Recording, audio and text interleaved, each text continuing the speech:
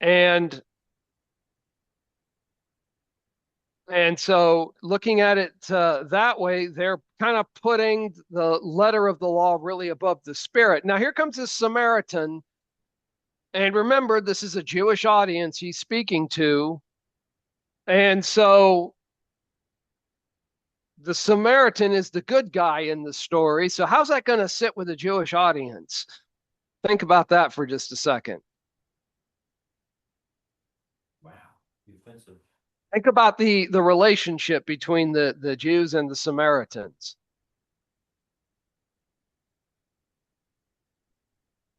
How well Well, did they get along and like each other? well, they didn't. They didn't, and part of it maybe is the idea that God had told his people back in the Old Testament not to mix and marry and mingle. And this was Mm-hmm. something that they were taking very literal, even though we see throughout the Old Testament um, different arrangement and different marriages where they were mixed and they were to God's glory and to God's ultimate plan, its eternal plan. So Mm-hmm. it's almost like they took something that at the time they could not do. And then when they got to this point, now it's this binding thing where they can just exclude this person and that person. And you also saw that when they came back out of exile and how they were rejecting people that they could not line up, with the genealogies and all that other stuff. And they just didn't want to hear it. So it's always been this thing of excluding.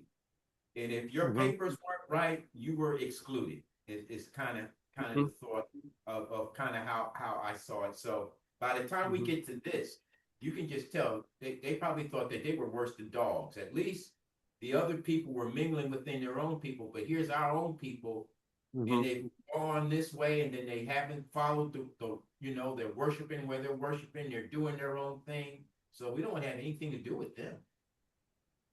Right, and if you they because the Samaritans descended from cross marriages from the Jews and the Assyrians from that captivity, and I think that probably had something to do with it too, because the Assyrians at one time had conquered them and were oppressing them, and that sort of thing, and that wasn't working out for. Plus, remember, if from the woman at the well that the Samaritans had a different idea about worship.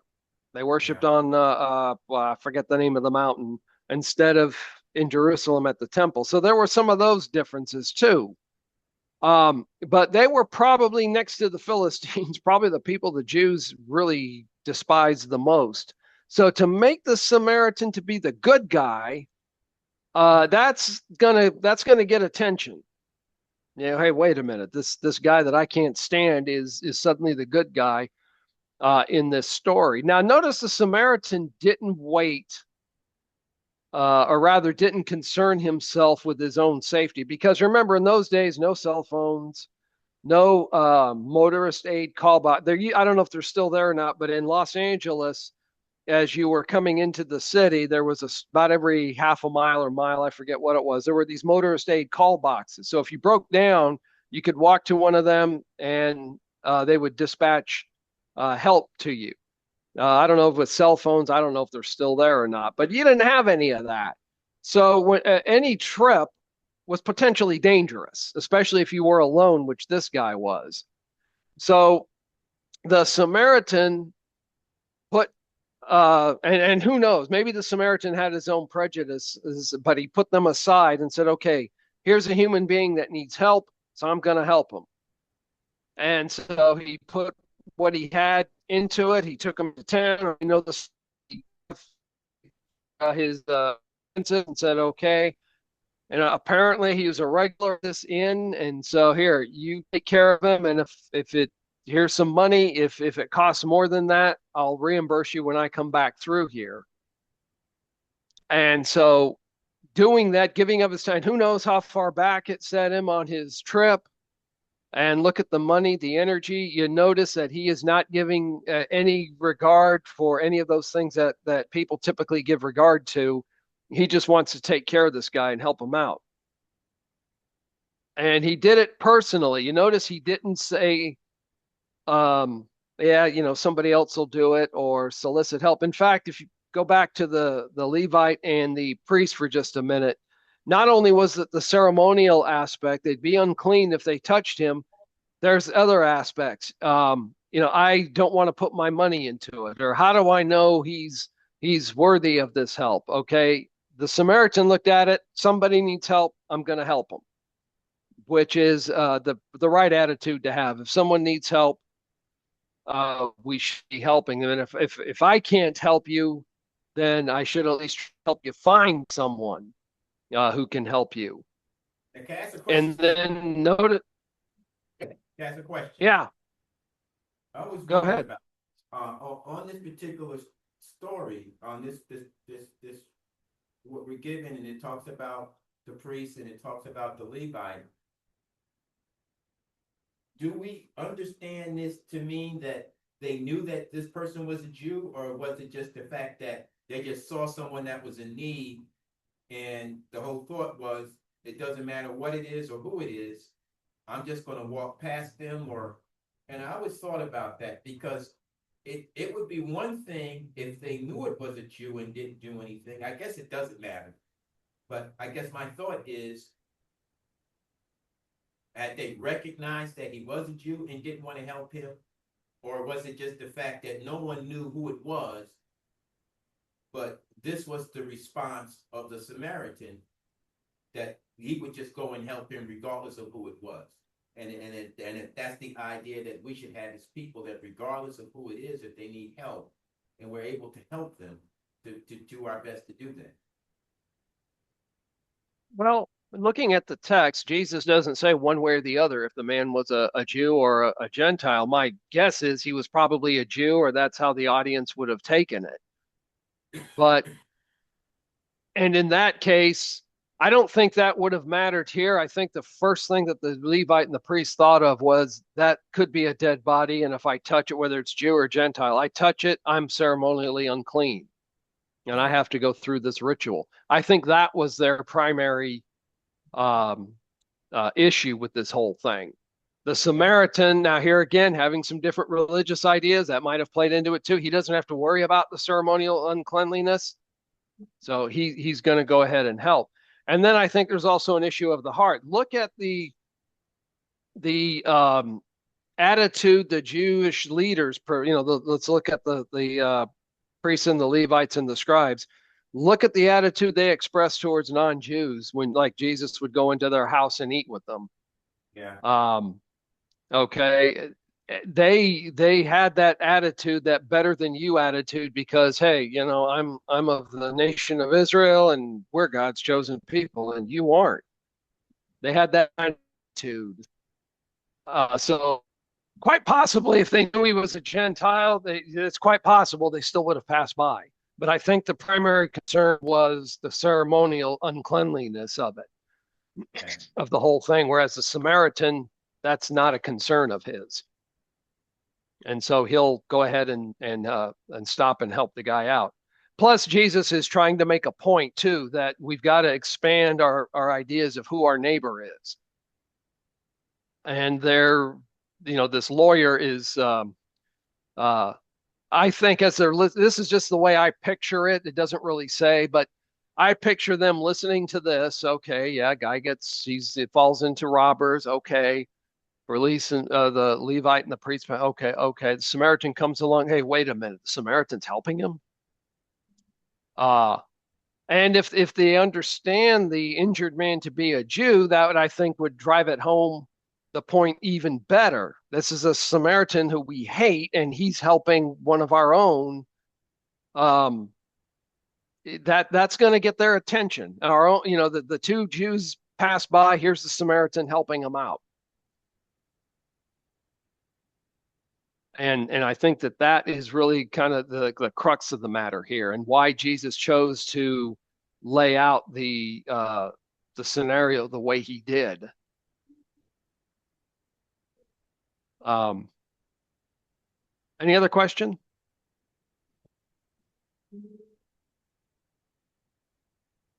He and the other thing too, there's a lot of questions about this that come to my mind. Of course, things are different than as far as the state of healthcare and the technology, but I've wondered how much it would have cost. How much of the Samaritan's own money, resources did he put into this? I mean, today, if you did something like this, it could easily cost you thousands of dollars to do it. Not many of us have that kind of resources. So, and the Samaritan apparently had at least average or above average means to be able to do this because he's basically giving the innkeeper carte blanche. Whatever it costs you, don't worry about the cost. Money's no object. I will reimburse you. So he apparently is quite a wealthy man, and it looks like he's traveling a lot by himself too. So okay, and what else do we have here? Oh, notice the sacrifice the Samaritan did. I mean, taking him in, taking this guy, he doesn't know him, uh, putting him up for a night, and then providing him with room and board, basic necessities, and then moving on and still making sure that the guy would be taken care of. And what Jesus is using as an illustration for helping someone and for going, I would say, going the extra mile here. And then the question, and this is, I think, rhetorical. Um, which of the three do you think was neighbor to him who fell among the thieves? Rhetorical, obvious, because the answer is obvious. Yeah. Uh, who? Oh well, obviously the guy who showed mercy and took care of him. Go and do likewise. Now, and then of course it skips. Now it happened. They went and he entered into a certain village. So we skip to another. I don't know how much time has elapsed, but I'm wondering what was going through that lawyer's mind. Go and do likewise. So what? I'm supposed to go and be like a Samaritan, help Samaritan, help. What? Huh? I'm wondering if he wasn't chewing on a lot there. Yeah. Uh, as Jesus is telling him to go and do likewise. Oh, and Jesus is saying, I expect you to do it. Don't just hire someone to do it, but do it yourself. Go and be a neighbor to people like this traveler who fell among the robbers. Don't just what's the word? Delegate or hire out um, the work that needs to be done. I think that's kind of the easy thing to do sometimes. I don't want to do it. I'll just get somebody else to do it. But he's saying, no, you do the hard work. This is where we need to do the work. Any other question there? Then Mary and Martha, two sisters. I'm guessing this is Bethany. He said a certain village, certain woman named Martha welcomed him. And then there's Mary. And here we go. Lord, do you not care that my sister has left me to serve alone? Hey, I got all this work to do. And apparently, this of John makes it look like there was a pretty good gathering in the house, pretty good sized crowd. But she has chosen the good part. That is, hey, you've got the Son of God here in your home, and she's come to listen. Mary is at his feet learning. Um, I wonder what that would have been like to be able to sit at Jesus' feet and listen to him teach. Oh, so we don't know exactly here what was said. What he was teaching. We just know that he was giving this lesson, and Mary had had her priorities where she wanted to be out there. Okay, any question there? Because Well, I want to. I always felt bad about this right here because Martha, being there as the hostess, she was expected to provide uh, the feet washing, beverages, Hmm. snacks, whatever is there. And I Hmm. always thought, well, yeah, the that was the custom of the host and the hostess. And so she was in a place where she wasn't going to win, sort of. She probably Hmm. wanted to listen to Jesus too, but she's surrounded Hmm. by people who are saying, "Hey, where is my?" and then fill in the blank. So uh, we don't. Jesus, the story leaves us here wondering what happened. Did Martha Hmm. say, "Well, you're right. I'll just drop this and sit down with Mary," or did Mary say, "Well, okay, let me help you out. Maybe I can hang around in here and still hear, but still be a good helper," or what? We're just left with that. And I guess the lesson learned is that what Jesus says is that there's a lot of things to worry about in the world. It's all going to go away. And don't be that person. Be the one who concentrates on what's important. And Hmm. but again, I always felt sorry for Martha in this because it seems like she's being seen as the bad guy, but she's just trying to be the good hostess. Hmm. Yeah, and I thought as you were saying that about how we do hospitality different, because if that's a large gathering, like say we've got a Super Bowl party going, something that you would have a lot of people over for, we put the food on the table and basically say, well, there it is, help yourself. And everybody goes and watches the game or whatever the activity is. Whereas here, it looks like there's still a lot going on in the kitchen. And I'm guessing culturally that Martha probably wouldn't have eaten or until after the guests had left. We had an elder's wife once. It's in Alaska where I grew up. She was from Japan, and whenever we had a meal at her house, she never ate with us. She always sat in the kitchen and brought things out as we needed them. And then we would, or she would eat after everybody left, after she'd cleaned up and everything. Then she would eat her supper after that. And I always felt really awkward about that because that's just not how we Americans do that. The host usually comes out and sits at the table with you and eats. And if you need something, he'll get up and get it, but they're usually there with you. Yeah, But that could be a cultural thing there. it may be. I remember though growing up, and we would do a lot of family visits and family members would host. And what I really remember, Stephen, was just the fact that whoever house we were at, whatever aunt house, they did not eat while we ate.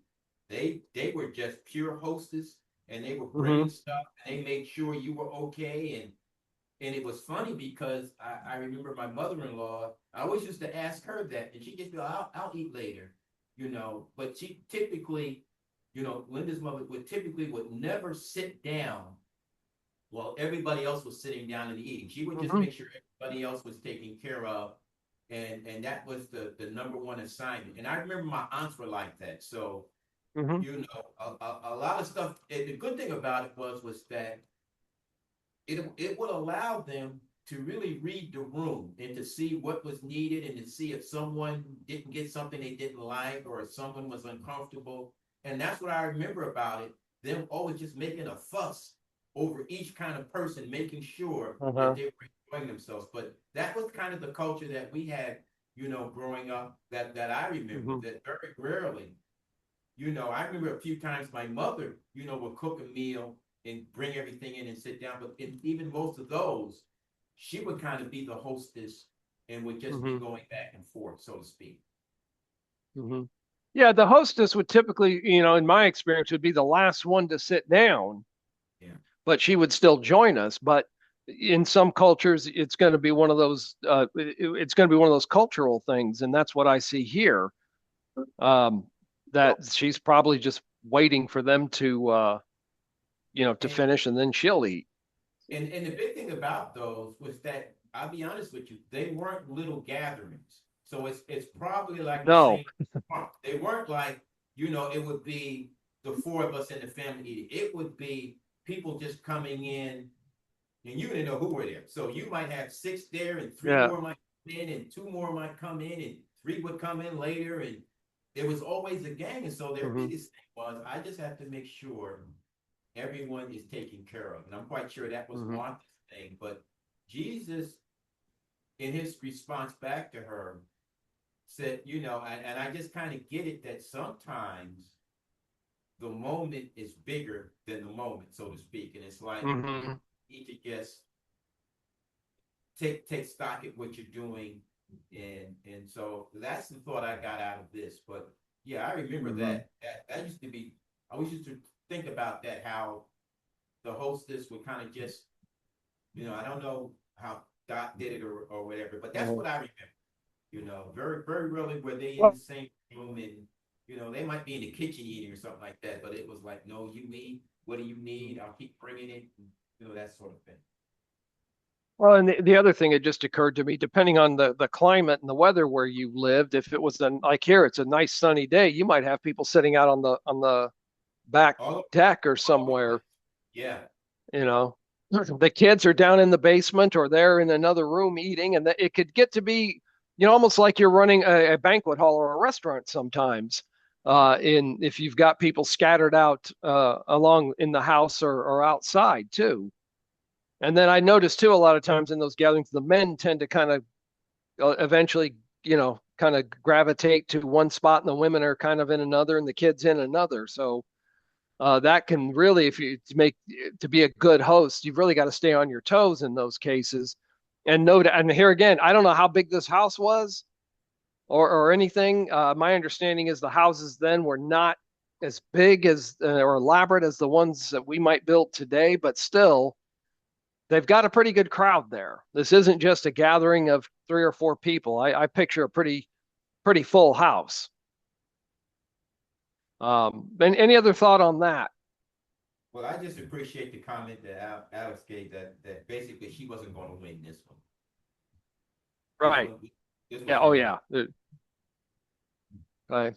Now, the lesson that I sent you is part of a series. The sermon that I sent you is part of a series of prayer. And coming in here into Luke chapter 11, where Jesus is going to give him a lesson in prayer. And notice, and I don't remember who it was that pointed this out to me, but this is about the only time the disciples come to Jesus and ask him to teach them something. Mm. And notice, they said, Lord, teach us to pray as John also taught his disciples. They didn't say, well, hey, Lord, can you teach us how to work miracles? Or can you teach us how to be great speakers or teachers? They want to know how to pray. So and John the Baptist apparently gave lessons to his disciples about prayer. So that should give us a clue about how important prayer was to them. And then I get to asking, how important is prayer to us?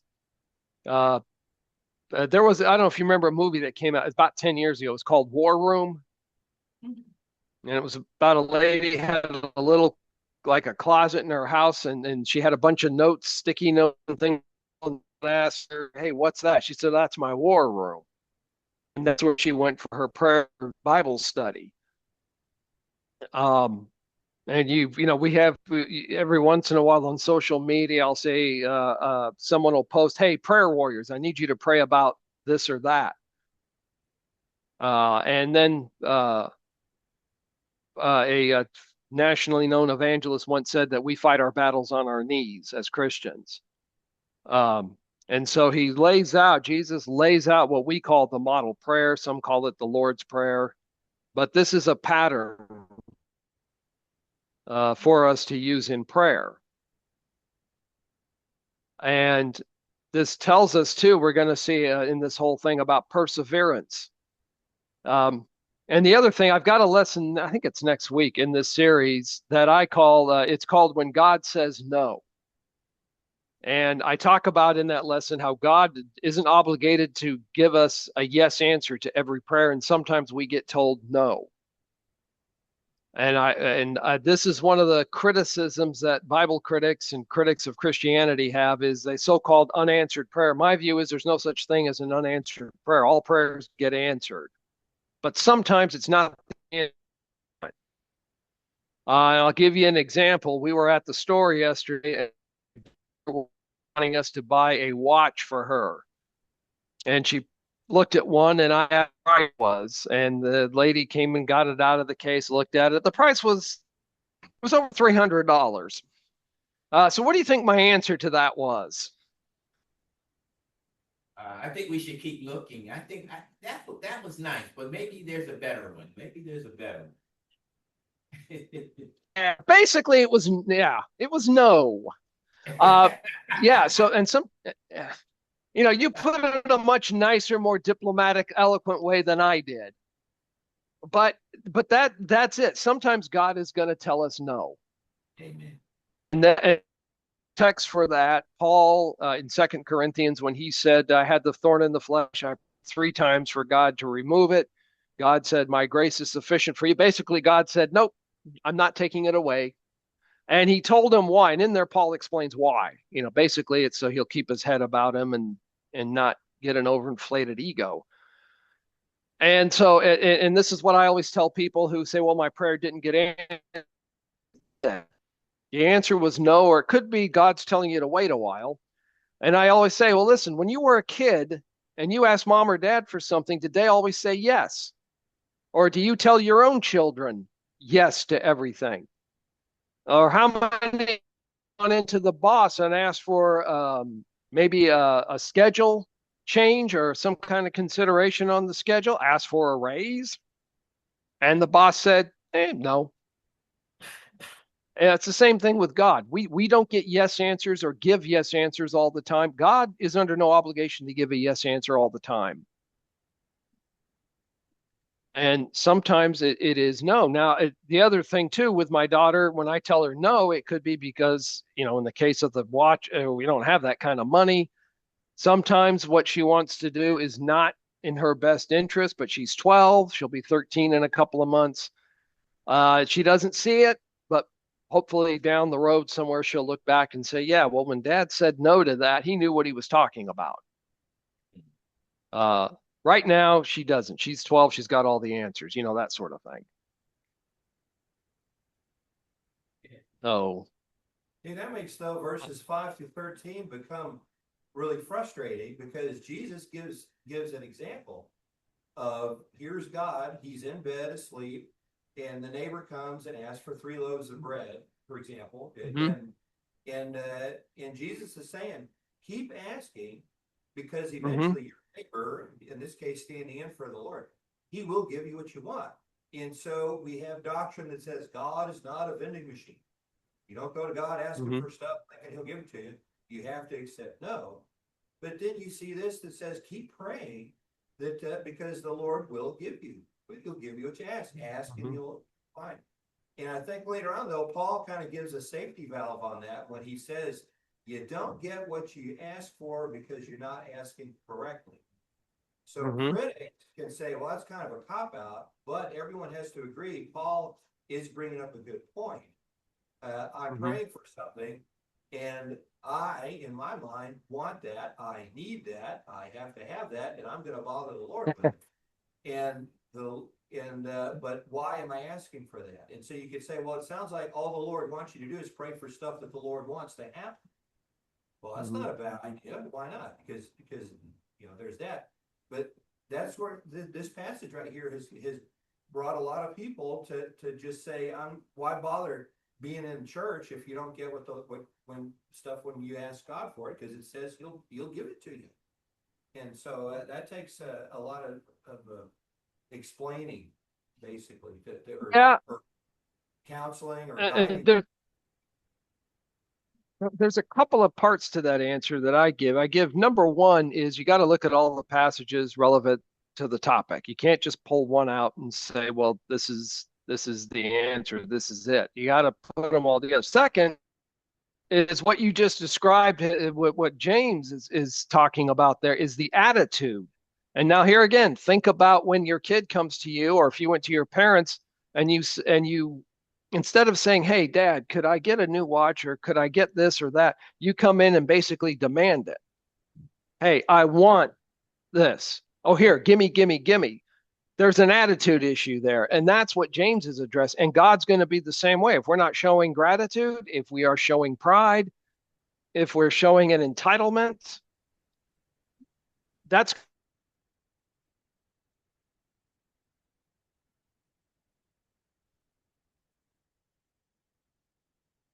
there's a church that we interviewed at. When was that? About 2005 or six. And it was a large church right outside Nashville. And I thought this would be a great place to go. They had great resources, they had a lot going on. It was about a 700 member church. And today that church no longer exists. In 20 years, it went from 700 members to zero. So I'm kind of glad. And I found out I had a friend whose brother was a member there for a long time. And I found out some of the internal issues. So at the time, I was disappointed. Looking back, I'm actually glad I didn't get it. That it was actually a blessing that I didn't get it. It's one of several churches in Nashville that have kind of disappeared off the map. So, The other but look thing, at the pattern. In fact, if you, huh? some folks, and we try to put a rosy, a silver lining on this. It says, your daughter's asking for a watch. Well, a watch is a good thing. You can tell time, you can be places, Uh-huh. be responsible. Okay, my son comes to me, he wants a rifle. Well, a BB gun. He wants a chemistry set so he can make bombs. All right. Well, see, we've gone to the other end of a spectrum. There is that I'm not going to give you that because it's obviously bad for you. Okay. Okay. We can expand on that. So sometimes the Lord doesn't give you what you ask for because He knows what will happen. And that almost Mm-hmm. seems like, oh, that's a convenient explanation, but it does make sense. But Mm-hmm. Well, I liken it, I can't see any past right now. I don't know what's going to happen tomorrow or the next day. And that's where I look at. In fact, that's not the only church that we've applied to and interviewed and it went well. And then we found out later the church split or there was some other major internal issue. But I didn't know it at the time. It took months or years later. And then looking back and getting more complete information to say, oh, yeah, the Lord knew what he was doing when I didn't get that job or that position or whatever. And sometimes you're not going to see it right away, like your kid wanting the chemistry set to make explosives or whatever. Maybe later on down the road, he'll see that dad knew what he was doing. Uh, because that's the way I am now. My parents are both deceased, but there are times I look back and yeah, okay, yeah, dad made the right call there, or mom made the right call there. Uh, but I didn't learn that until years later with experience. and I can And of throw. course, being a parent yourself changes all that. I've learned that the older I get, the smarter my parents become. Yeah, Is yeah, yeah. I guess they're double Oh, PhD now, aren't they, the Al? older I get, the smarter they well, one other thing, throw this out there for you. When you have your kids and they're growing up, my wife got the curse. That is, her mother said, I hope you have children just like you. Not thinking that she's also cursing me with that. So just keep that in mind that when you curse your kids with that, you're cursing their future spouse. And she won't take the curse back. So we're stuck with it. Amen.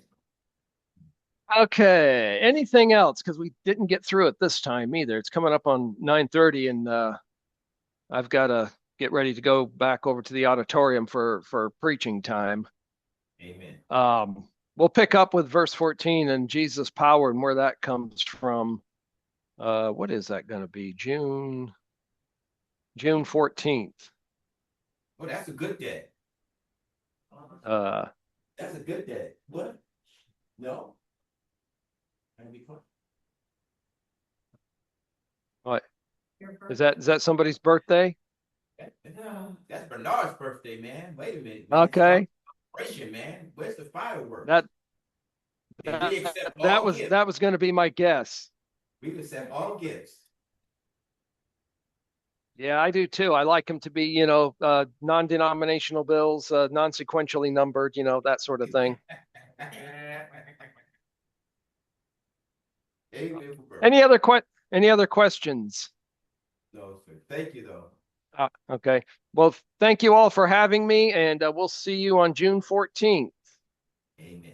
Take care, All buddy. right. Thank you, brother All right. Stephen. Let us let's go to God. We'll stop the video first. Let's stop this first.